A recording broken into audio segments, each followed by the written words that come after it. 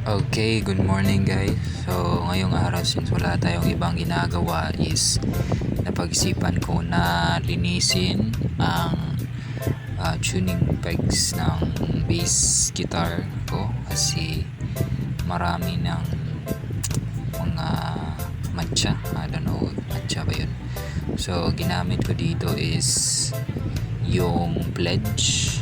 Yan, ikikis-kis mo lang ng ganyan. Tapos kikintab na yan.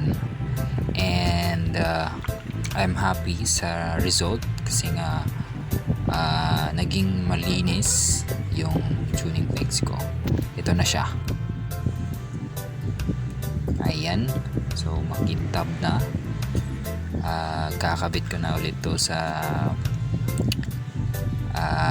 head ng headstock ng bass, and we will see kung gaano kakintab.